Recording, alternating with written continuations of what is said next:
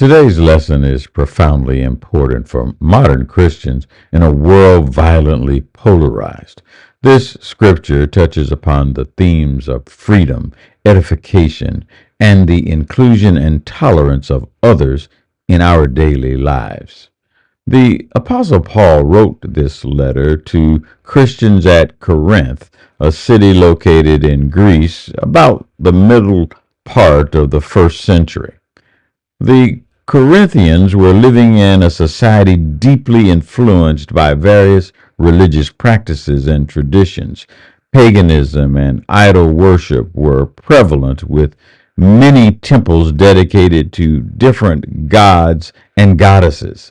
This context is essential to understand the issue that the Corinthians were facing and why Paul wrote this letter. In our lesson, Paul introduces a foundational principle here, saying, "All things are lawful for me, but not all things are helpful. All things are lawful for me, but not all things edify." Paul is addressing the Corinthians' tendency to focus on their rights and knowledge without considering the potential harm or benefits to themselves or to others around them.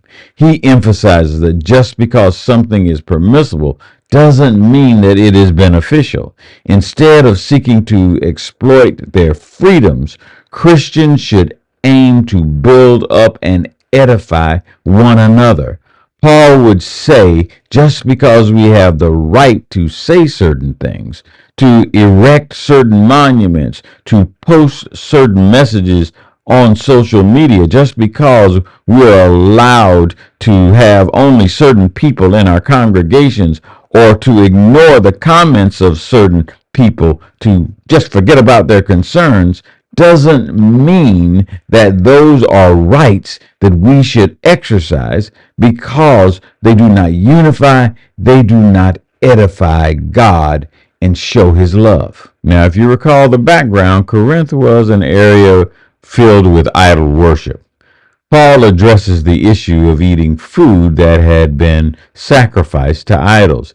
He clarifies that the meat itself was not inherently defiled. After all, God made everything good. However, Paul points out that eating in the context of idol feasts involves fellowshipping with the idols and its demons. That means that Christians would be interacting in a context where it becomes easy to fall into the actual worship of idols. But when Christians buy food in the market or eat at the home of a non-believer, they need not inquire about whether the food was offered to idols. They should eat and give thanks to God. Verses 28 to 30 highlight the importance of considering others. If someone informs you that the food has been offered to idols, it is best to abstain from eating it, not because the food itself is bad, but to avoid causing others to stumble or to think that Christians condoned idol worship. Our actions are our testimony to the world about our faith. As Christians, we need to know, but we never know, who is looking at us or looking up to us as their example of God's love and of an example of Jesus' walk. This underscores the principle that we should measure our personal liberties with consideration for the well-being of our fellow believers, and to make sure that we glorify God and do not lead others astray. Paul sums up his teachings here, emphasizing the overarching principle: therefore, where you eat or drink or whatever you do, do it all for the glory of God.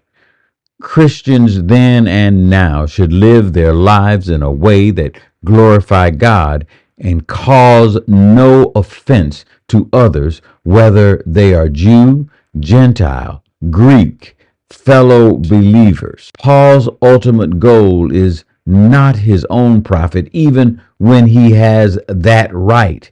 His goal is the salvation and well-being of his fellow man in order to spread the gospel.